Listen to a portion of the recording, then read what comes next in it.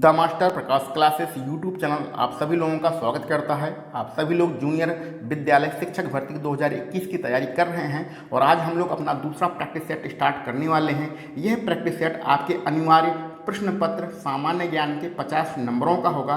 Practice set start करने से पहले कुछ बातों का विशेष रूप से ध्यान रखना आवश्यक है। आपके पास एक पेन और एक नोटबुक होनी चाहिए। उस नोटबुक पर 1 से लेकर 50 नंबरों तक गिनती लिखी होनी चाहिए। जो प्रश्न आपके सही हो जाते हैं उस पर सही के निशान लगा लीजिएगा, जो प्रश्न आपके गलत होते हैं उसको क्रॉस के निशान लगा लीजिएगा। इस प्रकार आपको पता चल जाएगा कि टोटल 50 नंबरों में आपके कितने प्रश्न सही हो रहे हैं और आपके कितने नंबर आ रहे हैं।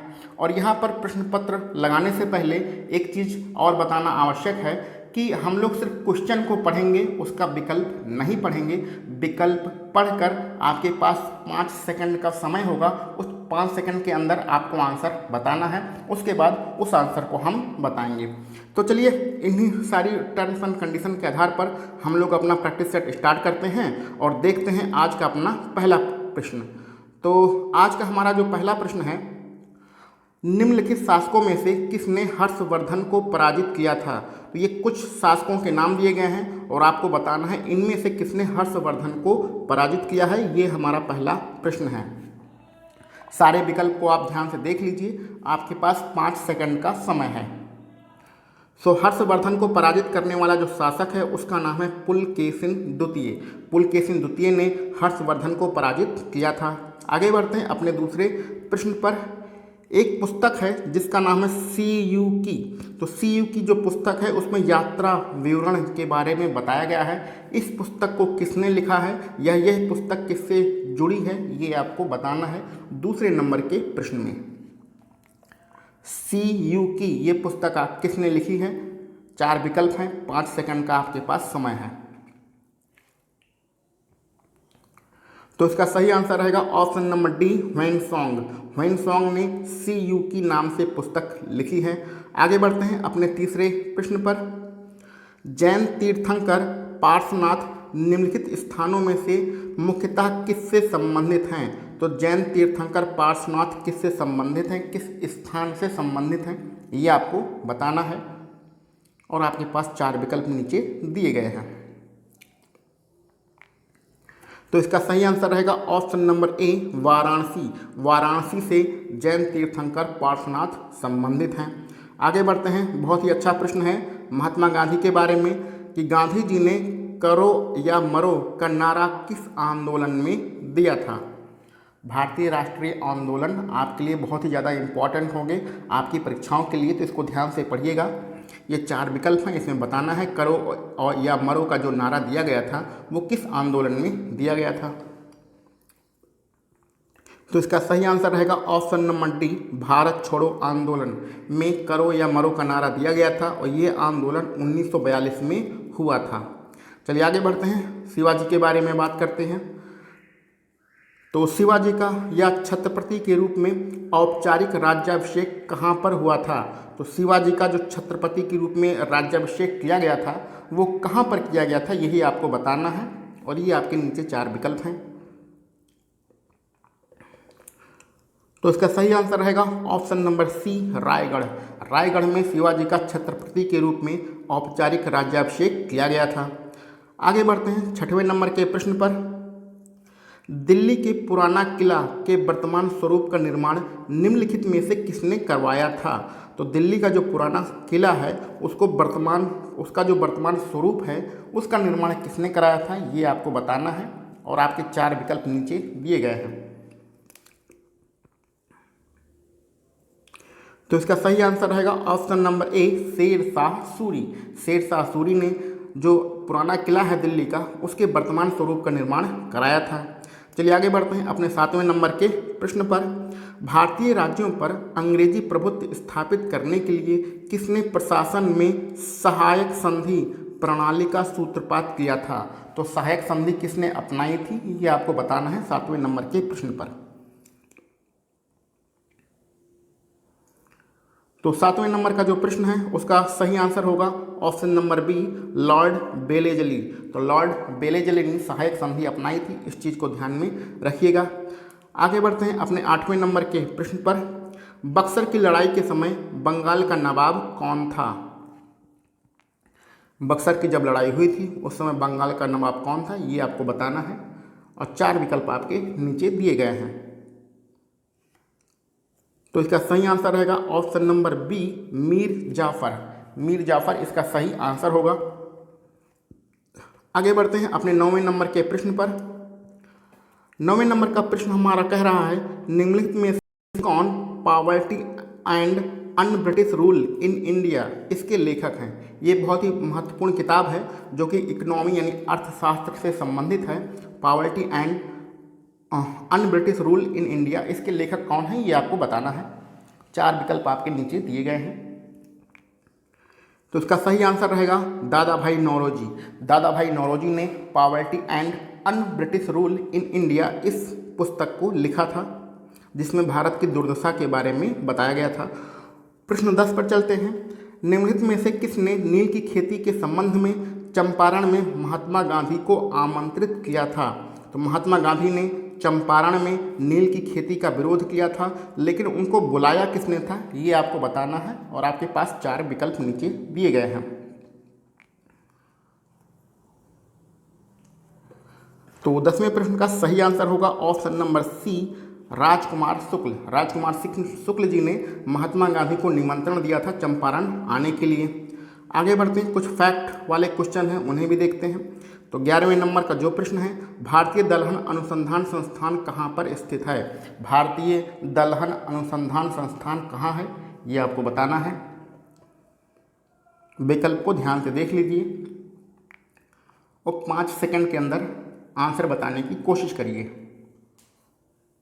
तो इसका सही आंसर होगा option number C, Kanpur. Kanpur में भारतीय दलहन अनुसंधान संस्थान स्थित है। आगे बढ़ते हैं 11 नंबर के प्रश्न पर। विशेष आर्थिक क्षेत्र सेज नीति कब घोषित की गई थी? तो विशेष आर्थिक क्षेत्र यानी सेज की जो नीति होती है इसकी घोषणा कब की गई थी ये आपको बताना है। और ये प्रश्न पिछले प्रैक्टिस सेट का प्रश्न है, तो अगर आपने पढ़ा होगा, पिछला प्रैक्टिस सेट देखा होगा तो इसका आंसर आप बता सकते हैं, क्योंकि ये प्रश्न पिछले प्रैक्टिस सेट में भी था। तो 12वें नंबर का जो सही आंसर होगा वो ऑप्शन नंबर ए होगा, अप्रैल 2000। अप्रैल 2000 में विशेष आर्थिक क्षेत्र सेज नीति की घोषणा की गई थी। आगे बढ़ते हैं, संविधान के हमारे कुछ प्रश्न हैं। भारतीय संविधान का अभिभावकत्व किसमें निहित है? तो अभिभावक का मतलब होता है भारतीय संविधान में अभिभावक यानी गार्जियन के रूप में कौन काम करता है ये आपको बताना है। चारों विकल्प को ध्यान से पढ़िए और सोच समझकर आंसर बताइए। तो 13वें नंबर का जो सही आंसर होगा वो ऑप्शन नंबर सी होगा, सर्वोच्च न्यायालय। सर्वोच्च न्यायालय भारतीय संविधान में अभिभावक के रूप में यानी गार्जियन के रूप में कार्य करता है। 14 नंबर पर चलते हैं। निम्नलिखित में से कौन सा भारत के संविधान द्वारा प्रदत्त 6 मूल अधिकारों में से नहीं है? नहीं है पर विशेष ध्यान दीजिए, कौन सा मूल अधिकार नहीं है ये आपको बताना है। चारों विकल्पों को ध्यान से पढ़िएगा।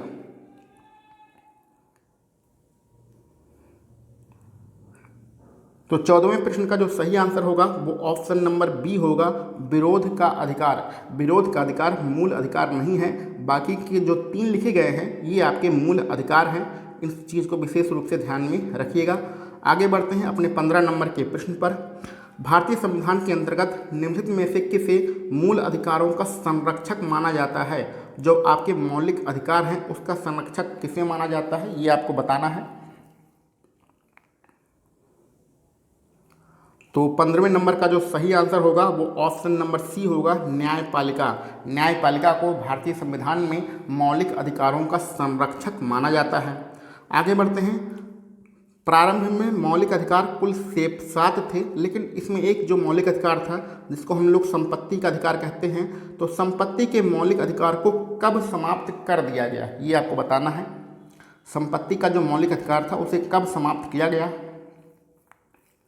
चारों विकल्पों को ध्यान से देखिएगा। तो उसका सही आंसर रहेगा ऑप्शन नंबर ए, 1978। 1978 में संविधान के 44वें संविधान में 44वें संशोधन के द्वारा संपत्ति के मौलिक अधिकार को समाप्त कर दिया गया था। बहुत ज़्यादा इम्पोर्टेंट है, बहुत ही ज़्यादा इम्पोर्टेंट है, इसलिए इस चीज़ को रख लीजिएगा। 1978 संविधान के 44वें संशोधन के द्वारा संपत्ति के अधिकार को समाप्त किया गया था। आगे बढ़ते हैं, अपने 17 नंबर के प्रश्न पर चलते हैं।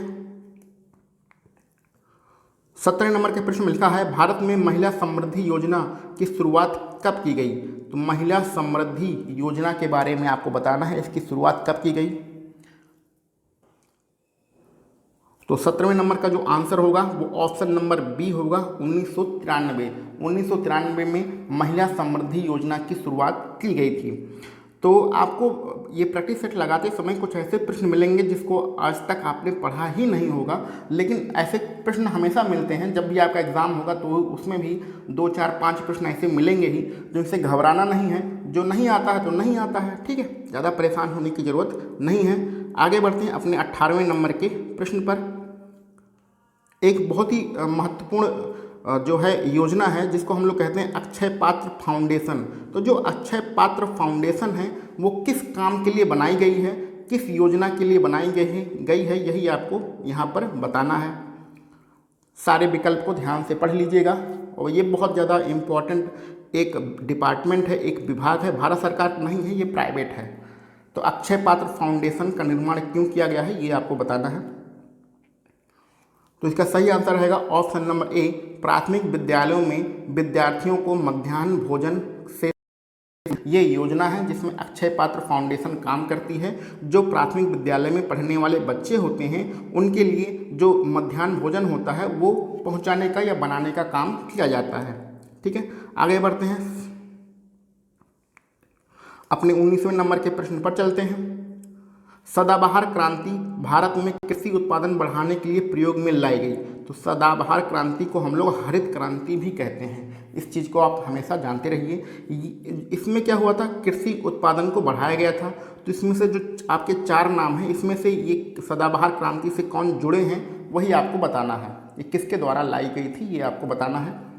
तो हम सबको पता है ऑप्शन नंबर बी, स्वामीनाथन जी के द्वारा, MS स्वामीनाथन के द्वारा हरित क्रांति स्टार्ट की गई थी, जिसको हम लोग सदाबहार क्रांति भी कहते हैं, ठीक है। कोई इसमें ज़्यादा दिक्कत की बात है नहीं। आगे बढ़ते हैं अपने 20वें नंबर के प्रश्न पर। भारत में आर्थिक सर्वेक्षण कौन प्रकाशित करता है? बहुत ज़्यादा इम्पोर्टेंट प्रश्न है ये, आपका इकोनॉमी का प्रश्न है, अर्थशास्त्र का प्रश्न है। भारत में आर्थिक सर्वेक्षण कौन प्रकाशित करता है? सारे विकल्पों को ध्यान से देख लीजिए। तो इसका सही आंसर रहेगा ऑप्शन नंबर ए, वित्त मंत्रालय द्वारा आर्थिक सर्वेक्षण प्रस्तुत किया जाता है। आगे बढ़ते हैं अपने 21 नंबर के प्रश्न पर। भारत की निम्न झीलों में से कौन असम में अवस्थित है? यानी असम में कौन सी झील है, यही आपको बताना है। चारों विकल्पों को ध्यान से देखिएगा।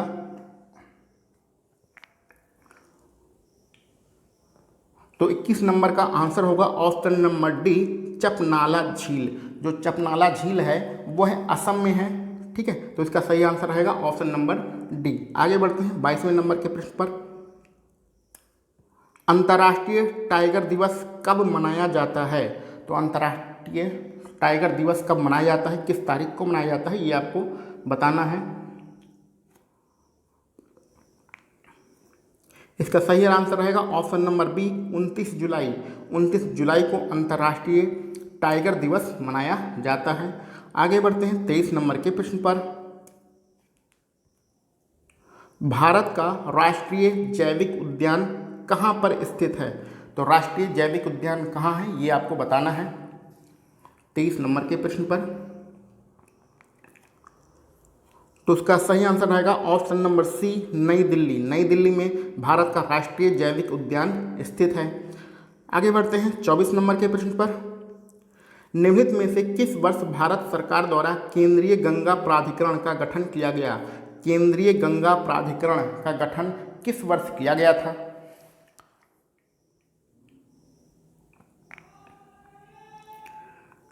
तो 24वें नंबर का जो आंसर होगा वो ऑप्शन नंबर सी हो गया, 1985।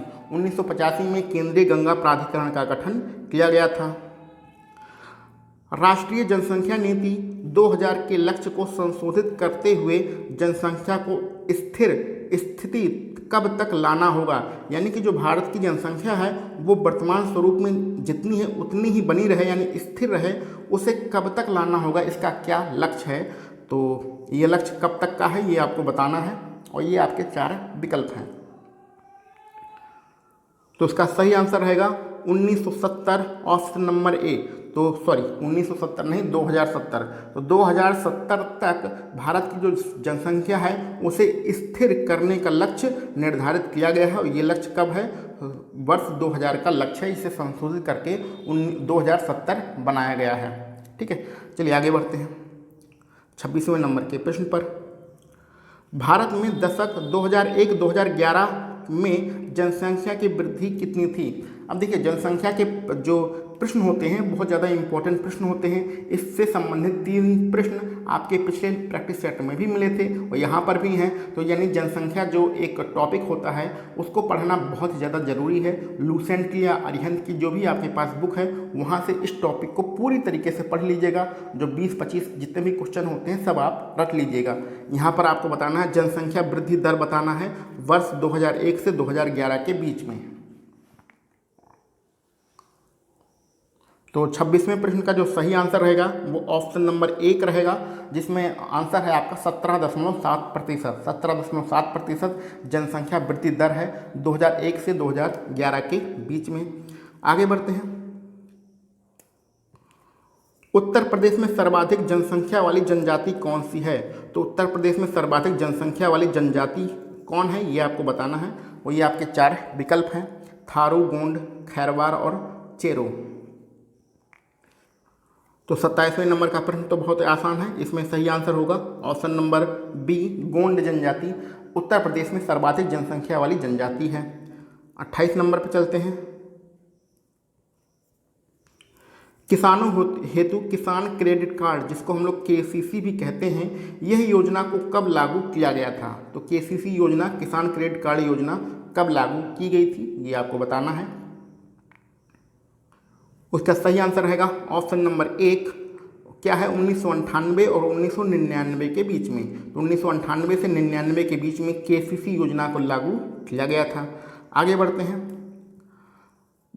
भारत में जो बैंक हैं जिसमें मुख्यतः 14 बैंक हैं, इनका पहली बार राष्ट्रीयकरण कब किया गया था। तो 14 बैंकों का राष्ट्रीयकरण किया गया था, आपने अर्थशास्त्र में पढ़ा होगा, और ये कब किया गया था यही आपको बताना है 29वें नंबर के प्रश्न पर। तो इसका सही आंसर रहेगा ऑप्शन नंबर बी, 1969। 1969 को 14 बैंकों का राष्ट्रीयकरण किया गया था, यानी प्राइवेट से सरकारी उन्हें बनाया गया था। आगे बढ़ते हैं 30वें नंबर के प्रश्न पर।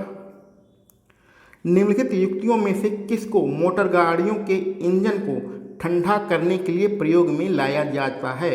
तो मोटर गाड़ियों का जो इंजन होता है उसे ठंडा करने के लिए किसको प्रयोग में लाया जाता है ये आपको बताना है और ये आपके नीचे दिए गए हैं।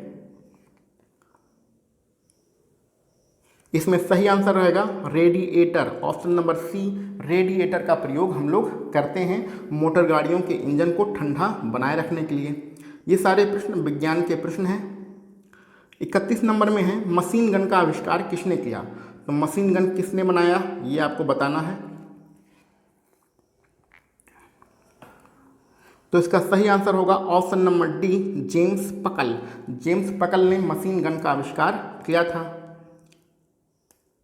आगे बढ़ते हैं। ऊष्मीय आयतन सिद्धांत एक महत्वपूर्ण देन है, यानी कि जो ऊष्मीय आयतन सिद्धांत होता है इसको किसने दिया था ये आपको बताना है और ये आपके नीचे 4 विकल्प हैं। 5 सेकंड का आपके पास समय है। तो इसका सही आंसर रहेगा option number B, M.N. Saha. तो साहा साहब ने ऊष्मीय आयतन सिद्धांत दिया था, इस चीज़ को याद रखिएगा। ऊष्मा में जो आयनन सिद्धांत होता है वो साहा साहब ने दिया था। आगे बढ़ते हैं अपने 33 नंबर के प्रश्न पर। निम्नलिखित सिद्धांत पर रॉकेट कार्य करता है, यानी कि रॉकेट जो छोड़ा जाता है वो किस सिद्धांत के आधार पर छोड़ा जाता है, उसमें कौन सा सिद्धांत कार्य करता है ये आपको बताना है और नीचे आपके 4 विकल्प हैं। तो रॉकेट जो होता है वो ऑप्शन नंबर सी, संवेग संरक्षण के सिद्धांत पर कार्य करता है। ठीक है, आगे बढ़ते हैं। 34 नंबर के प्रश्न पर। चिकित्सीय भाषा में गोल्डन आवर का क्या अर्थ होता है, यानी गोल्डन आवर किससे संबंधित है, ये आपको बताना है। तो 34 नंबर का जो सही आंसर होगा ऑप्शन नंबर सी, हृदयाघात। हृदयाघात से गोल्डन आवर संबंधित होता है। ये जो डॉक्टर लोग होते हैं वो अपनी लैंग्वेज में गोल्डन आवर जब बोलते हैं तो उसका मतलब होता है हृदयाघात। क्लियर, आगे बढ़ते हैं 35 नंबर के प्रश्न पर। निम्नलिखित में से किसकी क्रियाविधि रिकॉर्ड करने के लिए ईईजी का प्रयोग किया जाता है। ईईजी का प्रयोग क्या नापने के लिए करते हैं, ठीक है, यही आपको बताना है।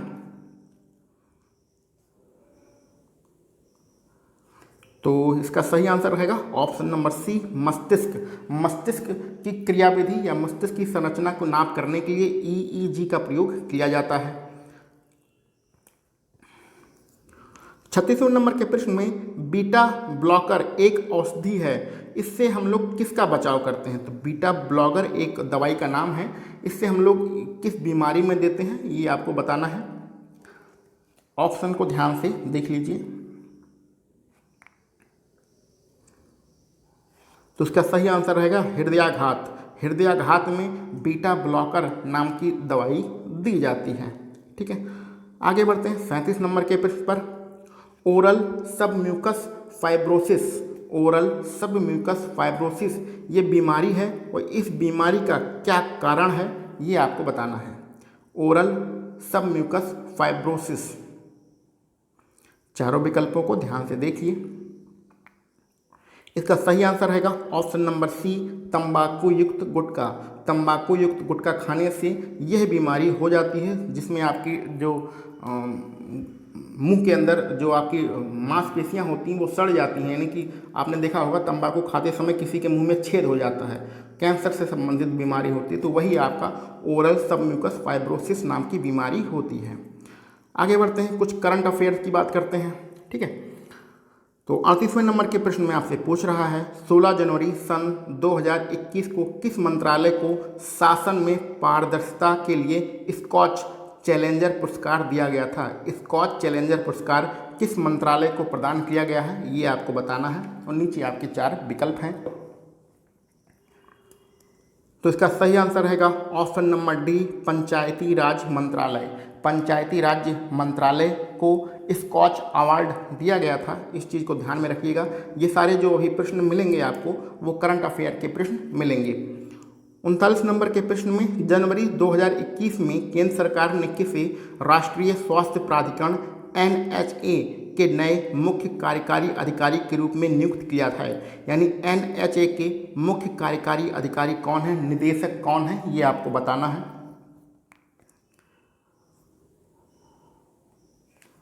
इसका सही आंसर रहेगा option number D, RS Sharma. RS Sharma NHA के निदेशक हैं, ठीक है। 40वें नंबर के प्रश्न में चलते हैं।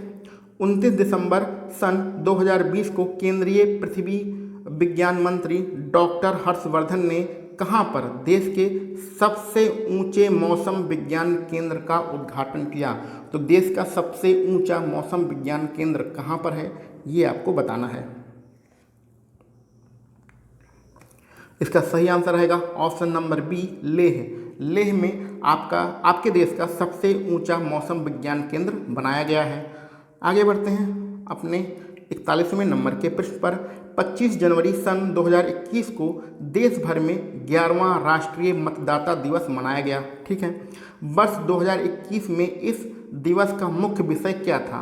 तो राष्ट्रीय जो मतदाता दिवस है इसका मुख्य विषय क्या था यही आपको बताना है इस वर्ष के लिए, यानी 2021 के लिए।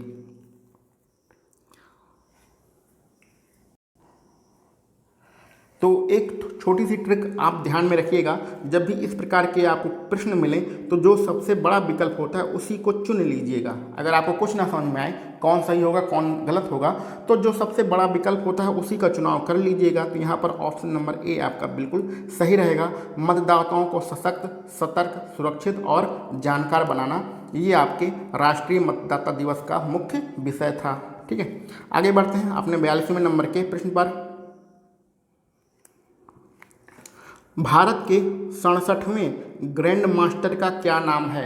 तो अभी अभी भारत के 67वें ग्रैंड मास्टर का चुनाव किया गया है। इनका क्या नाम है ये आपको बताना है। तो 42वें नंबर का जो आंसर होगा ऑप्शन नंबर 1 होगा लियोन मेडोका। लियोन मेडोका भारत के 67वें नंबर के ग्रैंड मास्टर हैं। ठीक है, आगे बढ़ते हैं अपने अगले प्रश्न पर। 26 जनवरी से 31 जनवरी के बीच में 2021 के मध्य किस मंत्रालय द्वारा वर्चुअल भारत पर्व 2021 का आयोजन किया जा रहा है? तो एक आयोजन है जिसका नाम है वर्चुअल भारत पर्व 2021। इसका आयोजन कौन सा मंत्रालय कर रहा है ये आपको बताना है।